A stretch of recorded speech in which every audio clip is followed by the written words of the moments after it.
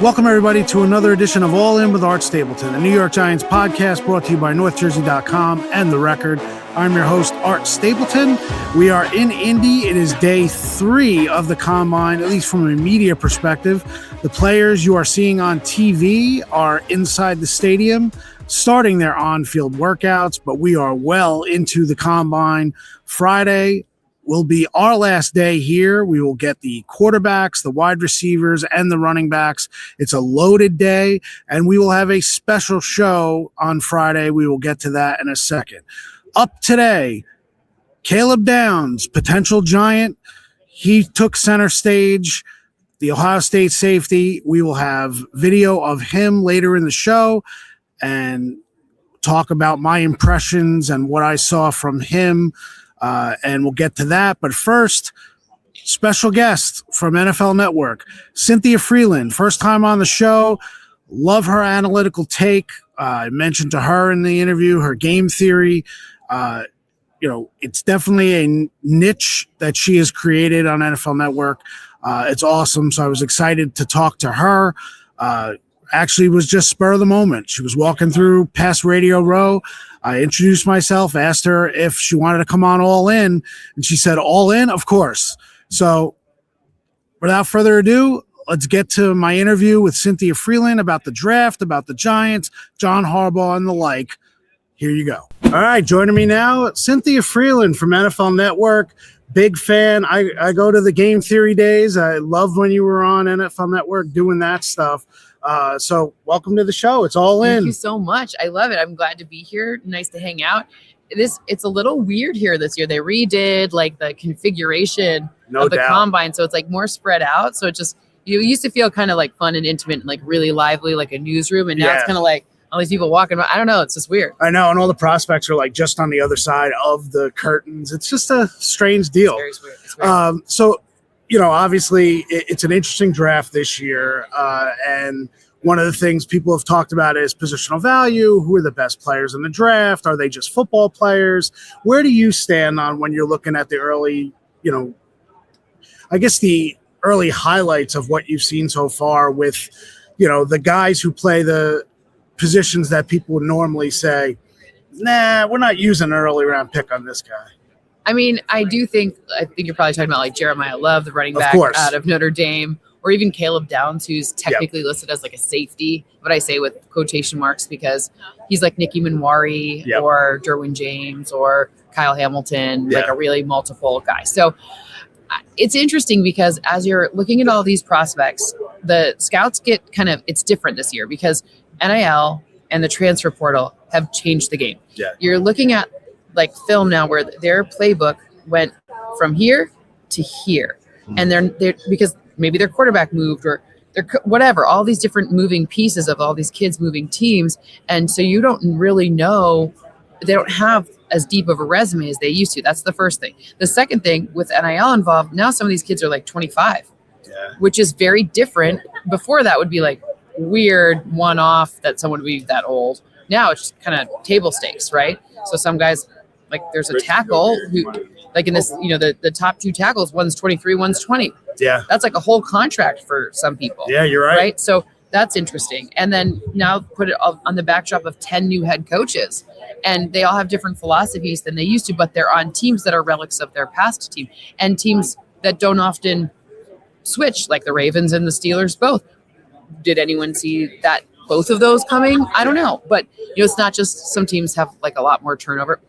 We have a lot of different philosophies. So new philosophies, and so to me, I think some of those players who we wouldn't have necessarily considered as, top 10 picks will go in the top 10 because they're like, I just want to be sure about this and get it right because I'm on this new team now and like put my stake in the ground.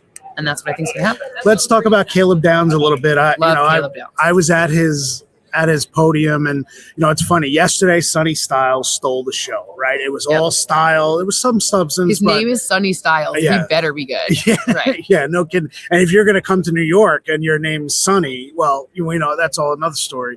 But he comes out and he kind of puts on a show. It's just his magnetic personality. Yep.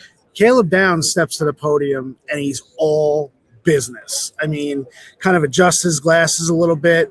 Won't say which specific teams he's met. I've met with about 12, he said.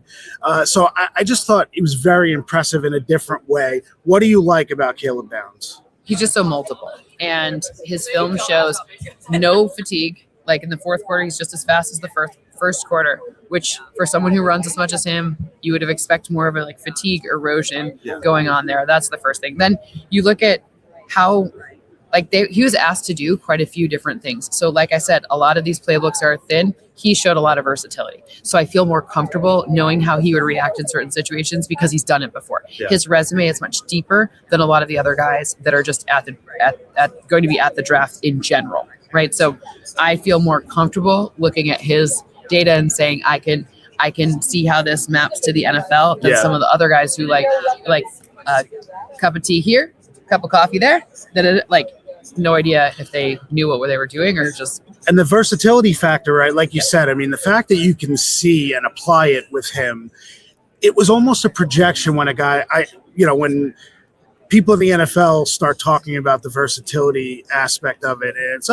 master, it's jack of all trades, master of none. Right. And they go back to Isaiah Simmons and how he was miscast as a guy who was going to come to the NFL and then do everything. But he didn't do everything at college. It's kind of different. Like you said, you could turn on the tape and see what Downs can do in a system that Matt Patricia is kind of an NFL system. What they do at Ohio State. It is an NFL system. And Ryan Day I went to Boston College with a lot of Giants fans at Boston College. Okay. And Matthias Q. Nuka, one of my best friends. So still to this day. But what I will say is, when you're looking at all of the different ways that Downs was used versus that. I was wrong about Isaiah Simmons. I thought he was going to have this crazy career. I didn't necessarily project him playing all the different positions, but I thought maybe two, because we had seen them. But now you actually have Caleb Downs, which is in the reverse situation. Right. He has all of the different traits, and as long as the team's willing to use it, it's all there for him. Hey, I thought he was great. Yeah, Isaiah Simmons. You're not the only one. But my BC connection to Ryan Day helps give me a little bit of extra because he was a GA at Boston College when I was there. So it gives me a little extra insight as to how much were you willing to ask him to do? Anything. And Ryan would tell me. I just wouldn't repeat it if the answer weren't good. I understand. So let's talk Giants a little bit. You mentioned the new coaches and new places, but you know what to expect. John Harbaugh. We know two positions that he loves, maybe other teams wouldn't value as high, are safety. We see what the Ravens did at safety. Kyle Hamilton's not a safety. He's a everything. He's a Swiss Army knife. Right. He's a Caleb Downs would love to be Kyle Hamilton. Right, exactly. I mean, just physically, Hamilton is that next level, right? But, I mean, you could see a John Harbaugh looking at a player like Caleb Downs and saying, that's a guy that we want on our team. Yes. And I don't know how I don't know how far he will fall. I don't think it will be very far at all. I think it'd be very well worth a high pick. I think it's one of the more sure picks in the draft for me. Even you don't need an edge rusher. So. Right. They're not looking at that group of three. And now that the Jets just made their trade, I think one is definitely coming off at number 2 after Mendoza. It would seem so because that'd be really weird to make that trade and then not do that, right? Trade away your best pass rusher and then just go offensive line, I mean, it's possible, but I don't know. I think we got telegraphed. Now, which one? They have their pick. They don't have to worry about it. But I think they telegraphed what the pick will be. So you've obviously studied the Ravens and when Harbaugh was there. Give me a sense of what, the Giants are getting now that Harbaugh is now going to be here. I mean, do you expect it to be here's what the Ravens did. We just lift that blueprint and put it over the Giants. And why not? You're saying no, but why not? I mean, look at even the Ravens throughout the years. I mean, when I think Ravens, I think defense. I know that it hasn't been that way in the past few years. I know they haven't gotten a pass rush in the past few years, but I still think about I don't know, Ray Lewis, all those crazy defenders that were just making it so hard for offenses to succeed. So I would imagine he looks at the Giants' opportunity and he says, we've got some of the right pieces on offense. We've got this defense that front is something I know exactly what to do with. But I feel like what he really does is, and even the progression of quarterbacks, Joe Flacco is nothing like Lamar Jackson. Right. So I think what you can expect is tailoring a team to the rest of the team, to the specific needs of the right quarterback, you have an awesome wide receiver. Let's add to the effectiveness of him by getting the complementary assets to be able to make him succeed. Is it O-line play? Please be O-line play. But is it secondary help? What are the next priorities? I'm sure he has what he brings is a very clear list of, this is what my priority is. This is defensive coordinator, what you're expected to execute. This is offensive coordinator, what you're expected to execute. Go. Do it. I think that's what it is. And that's what he said. He talked about alignment and vision and what he has on this team. Who are some of your other players that you like this year in that first round area that you've watched? Yeah, so I'm an O-line person always. I do like Francis Mauanoa. It looks like Maui Goa, but it's Mauanoa. I don't want to get that wrong. I think he's 20. So of those Miami tackle, 20, I think he's nice. I still think he's like kind of like a puppy, meaning he could still fill out a little bit more with the right training and regimen in the NFL. I think he could be even more efficiently strong. I don't know I'm not talking about his actual like number weight. Yeah, but like, no, I know what you mean. Whereas like some of the other tackles are a little older, so that 3-year period in your 20s, like they kind of they missed it, right? Like I'm not saying their college programs weren't good, but I think the NFL programs are better. So I think that one's a really interesting pick. I really, obviously you don't need a Cassius Howell, but I'm a Cassius Howell fan. The Texas A&M kind of, he's a tweener edge. He's an edge, but I think he's got some really fun tape and really interesting use cases. Not a giant. Right. Probably not. And the one I'm most looking forward to here is Jermod McCoy, who I mocked the Giants to. His 2024 film out of Tennessee, defensive back, excellent. Like press, you saw him operate in press, like do some stuff that were more advanced. Now, unfortunately, he had an ACL in January of 2025, so it's going to be now we'll have a full year. So I'm hoping because he is significantly younger than maybe the second best corner, which is Mansour Delane out of LSU. He's very good, but I really, really liked Jermod McCoy's film, so I want to see if he can get that burst back because. Says something about McCoy though, that to have the ACL and still, he still hasn't worked out for teams. You hope that, like you said, this spring before the draft, but the fact that he is still being considered that film's top really corner. The film YouTube. is outstanding. Like if you're a Giants fan that believes you want a corner, go watch that YouTube film, and you'll be like, I could work with this. Yeah. I could work with this easily. No, it's Giants have been burned by some corners, though. You know that over the last couple of years. I know, but I think this is one that I like. Let's end with this. Last year, what was your feeling? Refresh my memory on Jackson Dart when you were coming into the draft. Did you like him? What did you like from what you saw once he got to play, and what do you expect moving forward now with this think tank of sorts around him with the Matt Nagy's and Brian Callahan's and the like?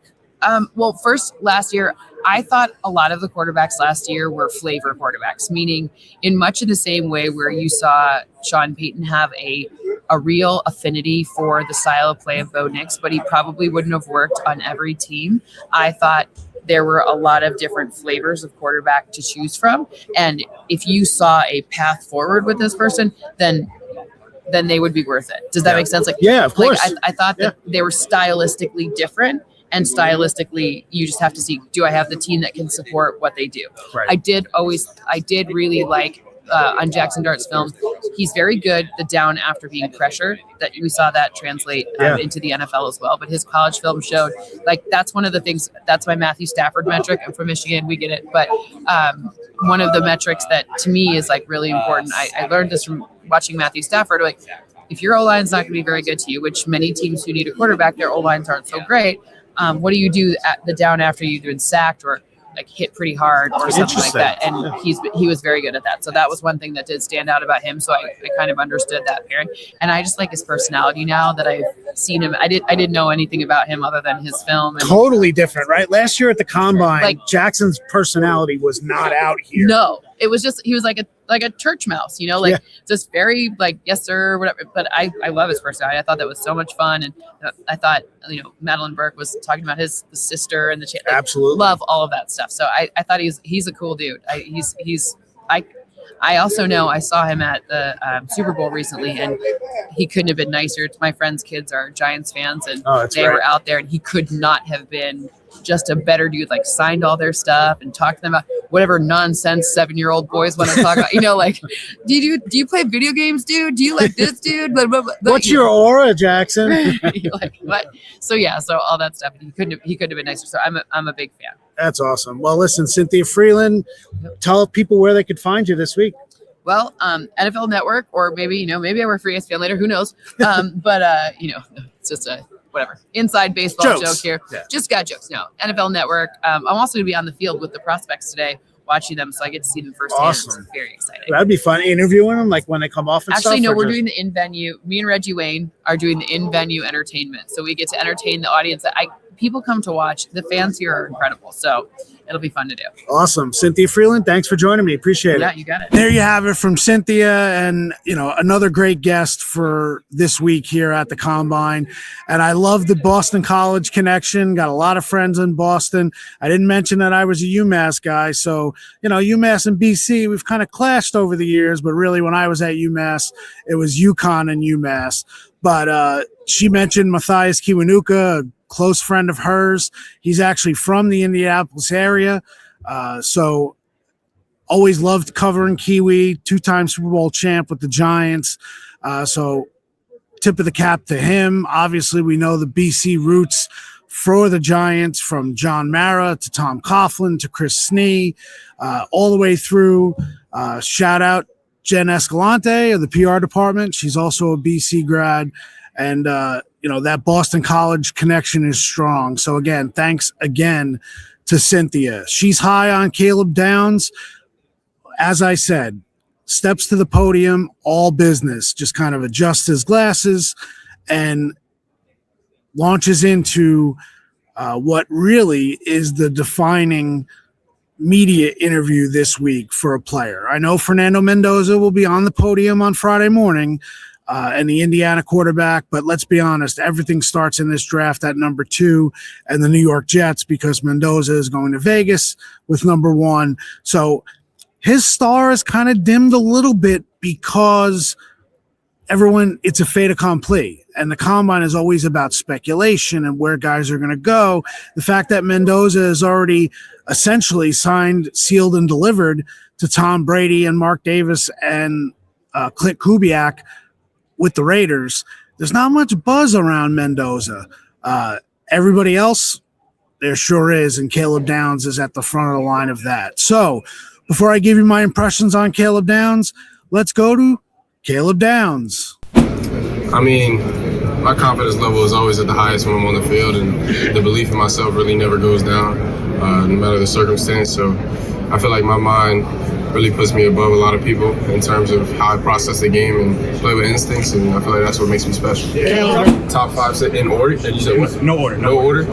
I mean, I'm going to leave somebody out, honestly. I like watching a lot of safeties, so I'm going to go Brian Branch. I like his game a lot. Kyle. I love how Buddha plays, the intensity he plays with. Kevin Byard, his film this year was crazy. I'm going to leave somebody out, honestly, so there's no right answer. I'm going to go Derwin. How do you feel about the Harbaugh with the Giants? It's Coach Brian Dawkins, Ed Reed, Kyle Hamilton. What's it like to hear that from him? It's an honor, honestly. He's a legend of the game, and I get it'll be an honor to meet him whenever I do. So it'll be great, and looking forward to meeting him. How do you think? At the end of the day, it's who's the best defender. I mean, it's not like really positional value. It's who affects the game.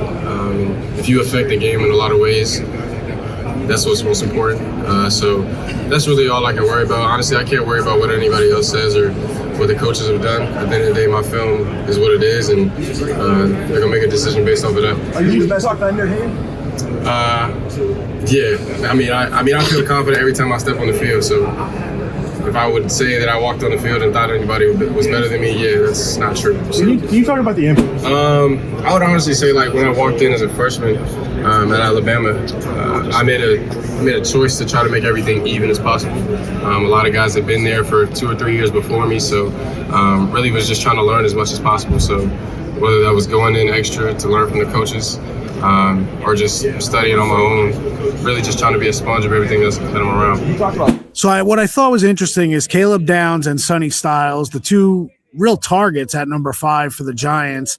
We know positional value, but you have an off-ball linebacker in Styles, could command a defense from the middle of the field. You've got Caleb Downs, a safety, but if you just define Caleb Downs as a safety, you're missing the boat. He's going to be all over the field. I think both players, and, producer Paul Wood and I were talking, you kind of go back and forth with the Giants. Do you want Styles? Do you want Downs? I think both players are going to be major impact players in the NFL, and they both fit the Giants. Styles right off the bat, especially if they're looking to release Bobby Okereke as a salary cap casualty, then you're kind of rebuilding the inside linebacker room here. Micah McFadden is a free agent. He's coming off an injury. I think Michael will come back from the foot injury that he had, maybe on a prove-it deal, 1-year deal. So Michael will come back.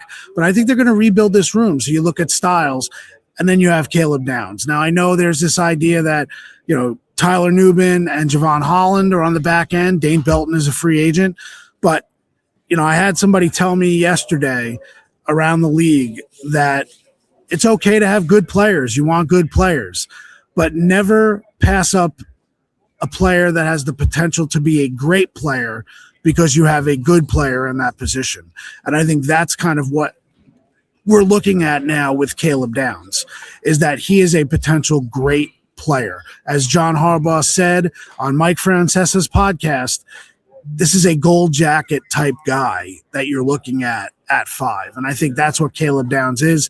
I thought it was interesting that, he was really all business. Like I said, he was out there. He didn't stay for the full 15. The NFL kind of pulled him off after a while, but a lot of great things about his intensity. I think being able to see the field, envision the field, as Dane Brugler of The Athletic told us the other day, that he's not the biggest on the field and he's not going to test as the fastest, but he's the smartest. And the fact that he's that good and that separates him from everybody else really means a lot. And I think the Giants can't lose in that situation with either Styles or Downs. So hope you enjoyed the coverage of Downs. Obviously, we're still going to do more. Check out my stories on northjersey.com. I posted 2 today. One, a column on Downs about what he said today and my impressions, but also another column just looking at the overall impact of Caleb Downs and what he would bring to the table for the Giants and in the NFL. So thanks to Cynthia and obviously Caleb Downs for joining All In. Maybe he will join All In later on this summer when he is a New York Giant, if that should happen. Tomorrow's show, let's tease it, number 300. We have to thank the All In audience. Paul Wood and I are completely appreciative of everything that we've built here with this podcast. And yes, All In turns 300 tomorrow. It is our 300th episode. We will have Chris Sims. Who better out of North Jersey to have on the 300th episode of All In than Chris Sims, NBC sports analyst, North Jersey legend, son of legendary quarterback Phil Sims, brother of Matt Sims. We love the Sims family over here at All In. So Chris is going to join us on Friday morning. And then his partner on the Unbuttoned podcast, we had him on last year, Connor Rogers from NBC Sports, is awesome with this draft stuff and brings a different flavor than what we got from Jordan Reed of ESPN and Dane Brugler of The Athletic, and even from Cynthia. So both of those guys will be separately on Friday's show. And again, it is our last show from Indy, and it's our 300th episode. So what a way to celebrate, but also to cap the week off. And Friday morning, we're going to have Carnell Tate of Ohio State. I mean, I might as well change this to the All In with Ohio State podcast, because we're going to have Carnell Tate tomorrow morning, and he'll be our focus getting ready for the Giants and our final episode tomorrow. So for Paul Wood, I'm Art Stapleton. Thanks for watching all week. Numbers could not be happier with the way things are going. We know you guys are all in, and we're all in as well. So from Indy on day 3, I'm out, and we'll see you on Friday for number 300.